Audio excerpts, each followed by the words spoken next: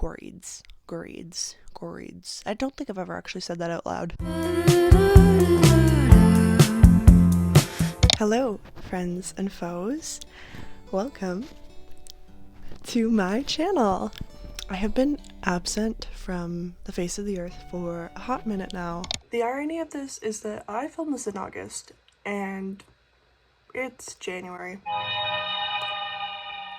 Hey guys! And I apologize, but I am back with a very exciting video to me personally. I don't know how exciting it is for the average regular viewer, but to me, I'm very pumped, and that is because I am doing a 5 Sauce book tag video. If you did not know, 5 Seconds of Summer is my favorite band of all time, always has been, always will be, and I was very fortunate enough to, that's not grammar, I was fortunate enough to be able to see them live this week, and I had the absolute time of my life, and I was like, you know what would be fantastic? Combining the two things that I love most in life. And so I decided to come up with a 5 Sauce book tag to share with you all. This is not a new concept. There's one that was going around 8 years ago, but that was mostly centered around their first album. It's very outdated. And then I saw one that was also created in 2019, but it was mostly centered around romance and romance tropes, which I didn't feel was applicable to me. I decided to come up with my own questions that I felt like were interesting and engaging for me. If you are also a huge 5 Sauce stan and would like to participate, you are also free to use all these questions and do the specific tag. A huge shout out to everybody else who has done a 5 Sauce related book video. And yeah, let's just get into it. The first question is Don't Stop, which is a despised book that you ended up loving. For me, one thing I really popped into my mind when I came up with that question, and it was I Kissed Shara Wheeler by Casey McQuiston. I wouldn't say that it's like widely hated or like really truly despised like some authors are, but especially among fans of Casey's work, it was very much played down as like Faberry fanfiction or like a really poorly done John Green novel, which granted they've built a fan base based on really successful queer new adult novels, so I think part of it was also due to losing readers in translation from writing in new adult versus writing in young adult. But for me personally, I really thought that Casey McQuiston would be really good at writing YA if they like gave it a shot. So when I found out that they were releasing a YA book, I was super excited because I was like, this is gonna be like exactly what I want. And I was so thrilled when I was originally reading it. I read it in one sitting, I was hooked, I really enjoyed the characters, and I felt that they felt really real, but not in like a trying too hard to be real kind of way, which I think is really a feat for writing teenagers, especially nowadays. I would say there's an added pressure of like keeping up with online language and terminology, slang that is very rapidly evolving, so it's hard to balance like not sounding current enough with really dating yourself in the process of trying to sound current, which I felt like was balanced pretty effortlessly. I thought that the plot was really interesting and I was along for the ride. I was super like I was having a ball. It makes me a little bit sad that other people aren't like no thoughts, head empty, enjoying the vibes as much as I am, but it's fine because really they wrote this book for me. They saw the wishes that I had for them and they said, you know what, you can have this one, and now they're going back to writing new adult. So I'm not mad about it. This is my don't stop. The next question is Disconnected, which is a book that made you forget where you are. This one I chose Sirens and Muses for. This book I read back in September when I had an ankle injury. I made that sound so dramatic. I sprained my ankle doing a walkathon and had to rice it on the couch for a weekend so that I didn't like have to deal with a creaky ankle for a month. It was like the beginning of the semester, so I had some work to do, but I really just kept putting it off and being like, one more chapter, I'll read one more chapter, to the point where like I really did just get sucked in at the end and completely forget that I had responsibilities. I really enjoyed the multiple perspectives of this book, and also being in art school, I haven't read a lot of books from the perspective of somebody who's in art school, so that was really fun for me. I was along for the ride. I was like, so true, this is so real. And the fact that she was able to write like multiple characters, some of which I really loved and some of which I really hated, but I was still like intrigued nonetheless. Like I wasn't completely shut off from a character. I felt like even the character that I hated the most was portrayed in such a way that like I wasn't sympathetic, but I could see what she was trying to do, and I was like, I understand your purpose, and I think that you're functioning really well as a character, but I don't forgive you, which I think is really like a level of nuance that for a debut novel is pretty impressive. This does sit on my favorite shelf because I really did just love this book. I thought it was so well done. This question for me is a little bit of a cheat, but this is Amnesia. I'm just flopping this thing around today. The next question is Amnesia, which is a book that you wish you could read for the first time again. And I'm cheating a little bit, I say, because I thought of The Hunger Games for this question, more so the series than just this book specifically of the series. It's a little bit of a cheat because I haven't read it since I read it for the first time, which was basically 10 years ago. Maybe more. And so obviously it's such a cultural staple that I remember kind of the major plot points going through it. But I think there's so much to dig into within this novel and this series that I just wasn't able to get into when I was a preteen. So I think it'd be really interesting to revisit it and be able to see it through fresh eyes. But at my current age, it has been so long, and I do plan on rereading it. So I will kind of be able to see it with fresh eyes in a way that would feel similar, I guess, to reading it for the first time. But I would be interested to engage with that experience without having any prior knowledge or experience. And yeah, they're just also really good. Like, it's such a good story, and I feel like it was simultaneously really hyped, but also extremely slept on for what it was and what it is. The next question is money, which is the most expensive book that you've bought, or any sort of book that you feel like was an investment. I have two books here that could fit the bill. The first one is Either Or. I got this edition when I was in Italy, and so it was 20 euros. None of the Ninth by Tamsin Wire ended up being like almost $40. $40 for a single book. I'm sorry, I can't do this anymore. I'm gonna be so real. That should be outlawed. Should be outlawed. I mean, it's a pretty thick book, and it's sci-fi, and it's hardcover, so it did end up really coming out to be a lot. But it was worth every penny. And I mean that with my whole heart. Not like I have to let you guys know that I love her. Because if you're here, you've probably already seen another video. If you haven't, that's fantastic. Welcome. I really love this series, but yeah, I feel like I've probably mentioned them in every video I have made thus far. But whatever. The next question is for Outer Space Carry On, which, let me just put a pause in the actual events of what is going on in this video to just take a moment of silence and appreciation for the fact that I saw Outer Space for the first time live this week. And I lived to tell the tale. Barely, but I did. I never thought it would happen. I am so sorry to my concert neighbors because I was not in control of my body in that moment.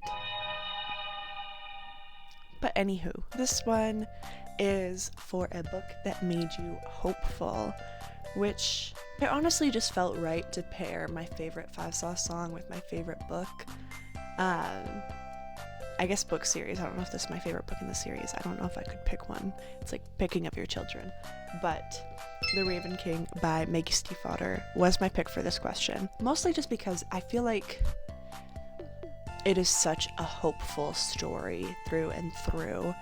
And so many of the themes regarding the friendships and the relationships that you're building, especially because a lot of it is surrounding being a teenager and transitioning into being an adult and growing up and having to learn all these things about yourself. Like, it feels so right for this question, and it did make me so hopeful. Rereading this book is like, dare I say, like that tweet or text post or whatever that was like, not everything feels like something else.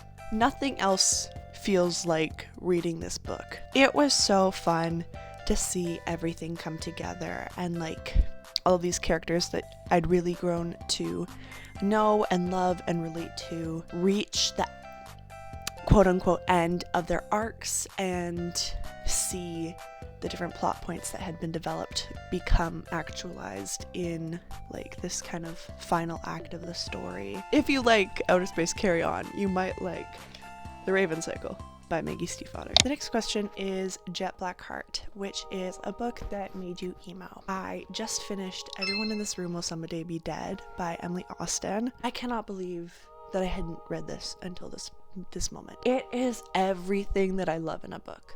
And I mean everything that I love in a book in the way that it was a fantastic 5-star read. Whenever an author can write depression and actually make it feel like depression, I'm like standing ovation, because it really takes like a level of nuance and development that really kind of blows my mind that authors are able to conceive that. I was reading it and I was like, oh my god, she's literally so me for real if I was like a little bit more scared of death.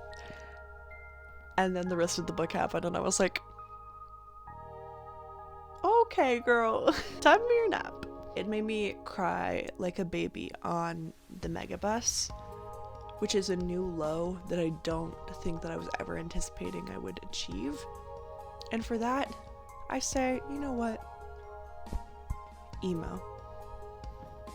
The next question is Valentine, which is your favorite romance. And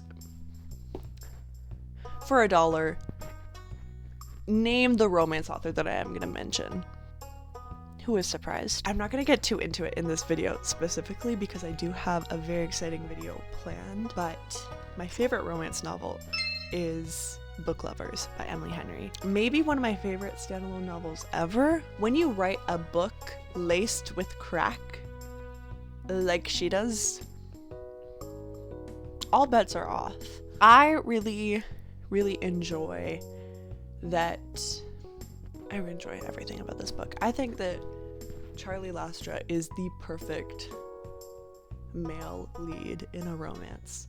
I think that Nora Stevens is the perfect main character. I think that the premise is so clever. I love it. I love the setup. I love the premise. I'm also a huge fan of the movie The Holiday, which this feels very similar to Cameron Diaz and Jude Law's arc in that movie. And you know what? I'm not mad at it because I love both of them so much. The main conflict doesn't actually really center around the romance. There's no real like uncertainty of the relationship between the two main characters, and I don't mean that like they're completely solid 100% of the time, but I mean that like I'm totally sold that these people can rely on each other throughout all of the events of the book. None of this miscommunication shit. Get out of here with that. I guess while we're here, I'll just very quickly segue into the next question, which is more, which is a book or an author that you just want more of. And I will nominate Emily Henry for this position again. I will read everything she comes out with, even if like I read something and I'm like, it's not as good as like Book Lovers, or it's not as good as Beach Read. I'm still like, this is really good. The next question is Meet You There, which is a book setting or universe that you wish you could live in. I, without a doubt, want to say the Monk and Robot universe from Becky Chambers. I was just reading this book and being like, if only. I feel personally like I was maybe called to be a tea monk in an alternate universe. It's very, very utopian in a way that is not like a world that looks like our world, except for everything is perfect, but there's no changes to our world in order to make it perfect. So it just seems like everything magically became perfect, which isn't believable in a way that is pretty surface level and shallow and not as inviting in a book. This is utopian in a way where you're like, they put in the work. And it was just so cozy and inviting. And I loved every second that I spent in this book. And I just would love to be there. An honorable mention for this question, though, is 300 Walks Away from the Raven Circle. That's kind of my dream home, I'm not gonna lie. This next one I am also cheating a little bit on because I couldn't really think of a very specific answer that I felt very passionately about, but it is Wildflower, and the question is a current favorite of yours. I feel like my current favorites are either ones that I've already mentioned or not very current, and so I will say the Locked Tomb series by Tamsin Muir. I read them this year and I love them. Love them. Super great. Love the universe, love the characters. I've talked about this many times on my channel before. You know what? I'll say it. I'll say specifically Harrow the Ninth. That will be my current favorite. Specifically Harrow the Ninth from the Locked Tomb by Tamsin Muir. For many, many reasons. I think it is maybe the most perfect and well-written book that I've read in my entire life. And if y'all are gonna come in my comment section and be like, oh my god, I think that it's like the most perfect and well-written book ever, and like, oh my god, like the Homestuck references. Sometimes ignorance is bliss. And baby, I'm living in it. Just don't read Homestuck. That's not my problem. The next question is Old Me, which is an old favorite of yours. This one is very fitting because they recently just released the trailer for the new TV adaptation of this book series. But it is Percy Jackson and the Olympians by Rick Riordan. I can't say that these books got me into reading because I was a very avid reader before I got my hands on these books. But I think that these books taught me how important a story is in a way that I had never experienced before, just reading like chapter books. The next question is Complete Mess, which is a book that wrecked you. For me, that was none other than Grey Worm by Maggie Stiefvater. When I tell you this is the most I've ever cried reading a book, like I did not stop crying this whole time that I was reading this book. And it got to the point where like I would think about a character, or I'd think about a plot point, or I'd think about a quote and burst into tears in the days afterward. And I'd talk to my sister about it because she's also a really big fan, and we'd like be like remembering that XYZ happened, and then we would just like both start crying on FaceTime. I was a liability. I was a danger to myself and to others. Next question is Bad Omens, which is a book that had you on the edge of your seat. And I mean this in the way that like you had an inkling towards the beginning that something was gonna happen and you were just like waiting to see what happened because you had a bad feeling about it, not that it was like necessarily super suspenseful. But I don't know how to condense that down into one sentence. So for me, that was Legends and Lattes by Travis Baldree, which I know what you're thinking.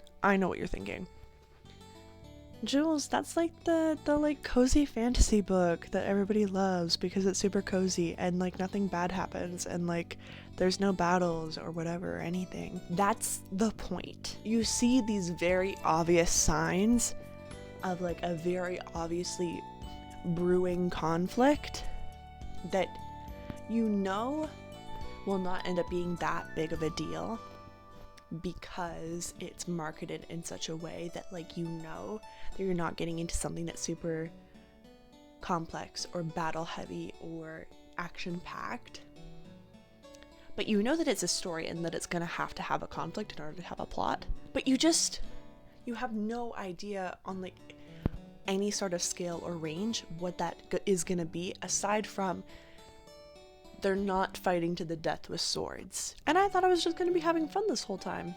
And sure enough, first of all, let's say it, I won't spoil specifically what happens, but sure, they weren't like duking it out. But the conflict that does happen, I would say is still extremely heartbreaking in a way that like I wasn't necessarily anticipating from a book marketed as cozy fantasy. So it was a learning experience for me. But yeah, the next question is You Don't Go to Parties, which is my government assigned 5-sauce song. If you did not know, now you know, which I also saw live for the first time this week. You Don't Go to Parties is a book that you canceled plans for, or maybe not canceled plans for specifically, but like made plans around. For me, I will have to once again mention Grey Warren by Maggie Stiefvater, specifically because I made plans weeks in advance because I knew that I was really busy that week and I wasn't able to read it the day that it came out, which I was so upset about. But I was like, I'm taking this exam that I have to take, and then after that, I'm going straight home. I'm not talking to anybody. I'm not passing go. I'm not collecting $200. I'm getting to my house, and I am reading this book, and I am not getting up until it is finished. And I feel like that is the embodiment of this question. So I'm editing this like literally 3 months after I filmed it, and I'm realizing that I didn't actually tell y'all what the prompt was for the last question, and that is best friends, which is a book character you wish you could pull from the pages. Blue Lily Lily Bloom, specifically, I will say, Maggie Stiefvater. If you know me, then you know. Adam Parrish and I are soulmates. Adam Parrish is a creation from the depths of my brain that has only seen the light of day from some weird cosmic osmosis, telepathic absorption process that Maggie Stiefvater went through by some obscene manipulation of the laws of science. I just know that, like, first of all, we're the same person, and I feel like there's that quote from the series where Blue's like, she wasn't like in love with Gansey, she just like wanted to be best friends with him and also desired to know him carnally. And that's how I feel about Adam Parrish. And yeah, that's the video. I hope that you guys enjoyed this. I hope that you're doing well. I hope you have a great rest of your day, rest of your night, rest of your week, and I will see you in the next one. That was such a weird wave. Bye.